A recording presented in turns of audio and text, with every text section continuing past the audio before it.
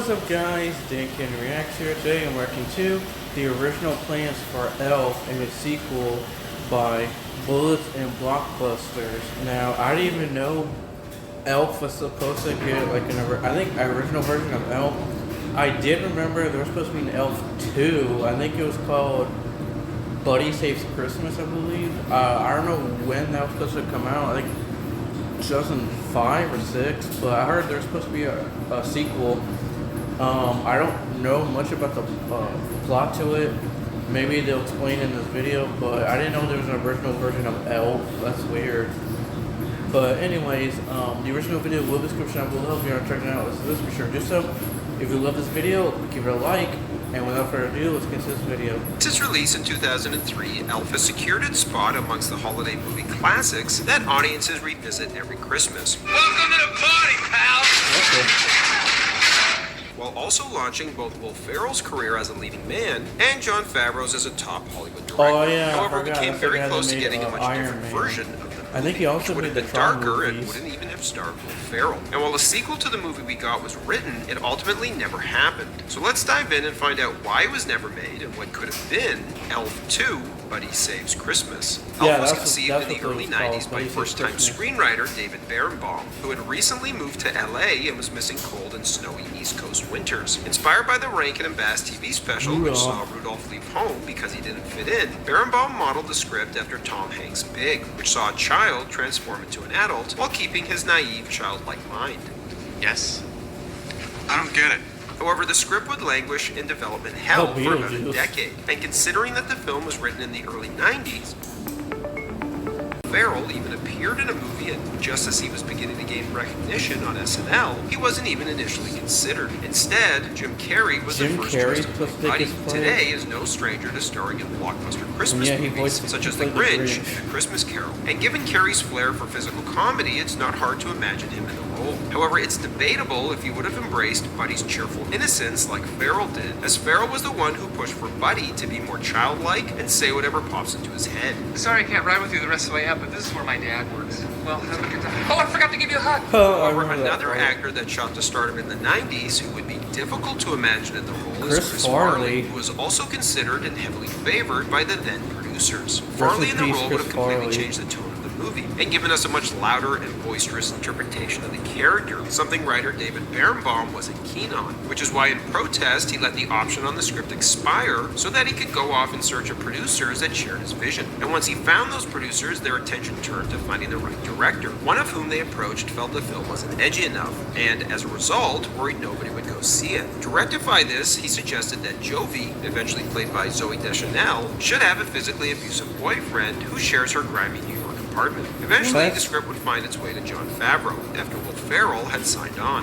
However, Favreau wasn't crazy about the script, which at this time was a little darker. For example, at the beginning of the script, the other elves made fun of Buddy for being different and unable to work as quickly as they could. Favreau felt it would make more sense when Buddy is doing all these good things in New York if his behavior was informed by his childhood in the North Pole, where the other elves were good-natured and optimistic, regardless of the fact that Buddy always screws up and doesn't fit in. I'm gonna be a little bit short on today's quota. Sorry, buddy.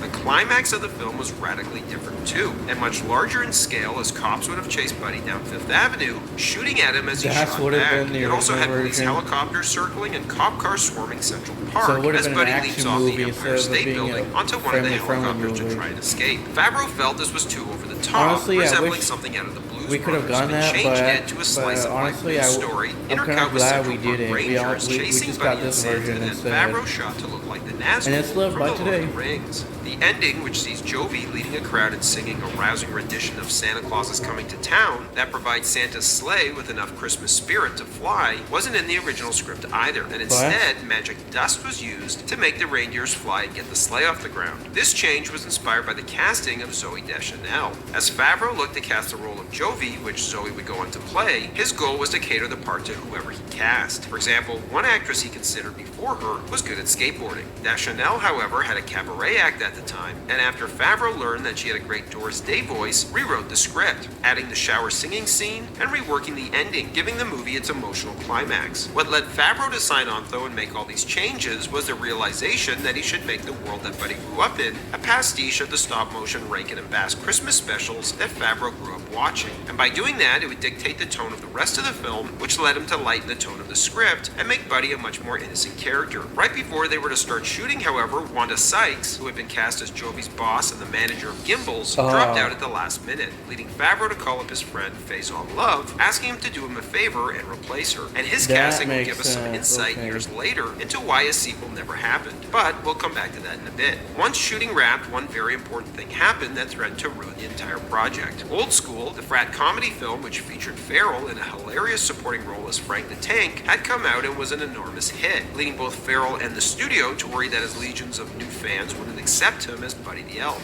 The first time we tested the movie, we did 2 screenings. We did one that was more of a family-focused audience, and it worked great with them.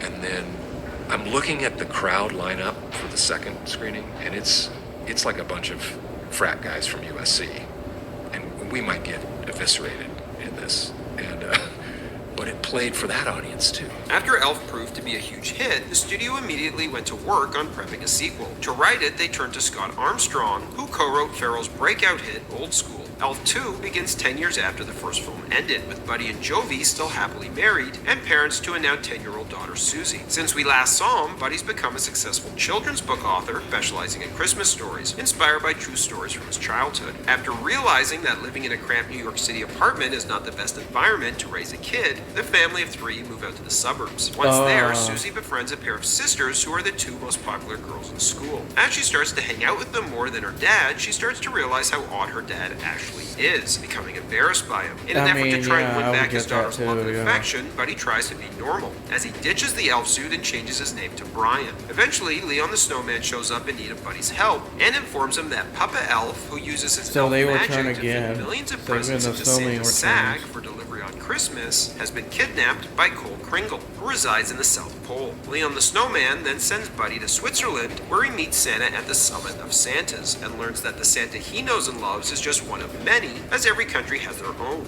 As the Santas worry that Christmas in America will be ruined without Papa Elf, they decide to send Buddy on a mission to the South Pole to rescue him and bring him back in time for Christmas. Also, in keeping with the style of the Rankin and Bass influence from the first film, once Buddy gets to the South Pole, we see that Cole Kringle is claymation. And Cole Kringle is upset because Santa made Christmas the same day as his birthday, depriving him of presents on 2 special days a year. Eventually, Buddy defeats Cole Kringle, saves Papa Elf, and returns him to the North Pole, where Jovi and Susie are waiting to greet him, as Susie finally accepts Buddy for who he is after he saves Christmas. Except he didn't, as Papa Elf laments that he doesn't have enough time to shrink all the millions of presents into Santa's sack. However, after delivering the gifts to the children of their own countries, the other Santas from around the world agree to pick up the slack, delivering presents from foreign countries to American kids, as this Christmas wouldn't be about the presents you get, but the act of giving itself. Will Ferrell would be offered $29 million to reprise his role, which he turned down, as he'd say that he worried that the sequel wouldn't live up to the first one, and fans would think he was just doing it for the...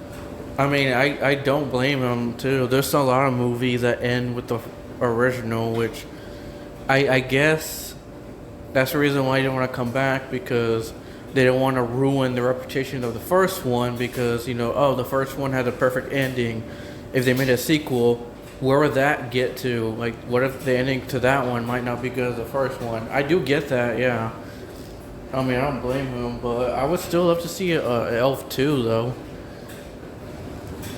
Money. However, that might not be entirely true, as according to James Caan, Ferrell actually wanted to return for the sequel, but would only do so if Jon Favreau didn't return to direct. We were going to do it, and the director and Will didn't get along very well. So Will wanted to do it, and the guy he didn't want the director, and he had his contract. It was one of those things. Even though since Elf, Favreau has proven himself as an incredibly talented and skilled director, with hits at the box office to prove it, when he signed on to direct Elf, he had only directed one other movie, Made, which was a crime comedy film and nothing like Elf. Combine that with the fact that Will Ferrell, who had just finished shooting the frat comedy Old School, now found himself running around New York City in green tights, led him to seriously question the project, as he worried that it would flop and destroy his career as a leading man before it began. I remember running around in New York in that outfit, literally thinking this is the end.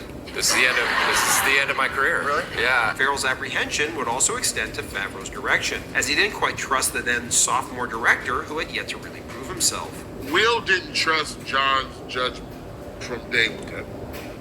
Okay. And basically tried to get what they call it when everybody's, come on, we out of here. I'm like, Walkout? yeah, like. Regardless, when you have a film like Elf that quickly becomes a modern classic and a staple of the holiday season, you risk potentially tarnishing the legacy of the original with a less than stellar follow-up. So maybe it's a good thing that Elf 2 never happened. I mean, You've been asked to do Elf a lot, haven't you? Yeah. Yeah. Please don't do that. See? Yeah, I've been asked and begged and prodded to do a sequel of that movie, and I'm with you. Thanks for watching, everybody, and don't forget to like and subscribe to Bullets and Blockbusters so for I guess more he great doesn't like content. the character either. I guess everybody's still asking if Elf 2 is going to come out, or they're still asking if he's Buddy the Elf. And I guess he's kind of getting annoyed by that too, which I do agree with that, yeah. But I still would love to see an Elf 2, even nowadays. I would love to see it, but sucks we'll never get it. But I mean, it is what it is. There's always conflict with the director or the actor, but I mean, it's how it is in Hollywood. But anyways, guys, that's it. Thank you all for watching, and I'll see you on the next one. Peace.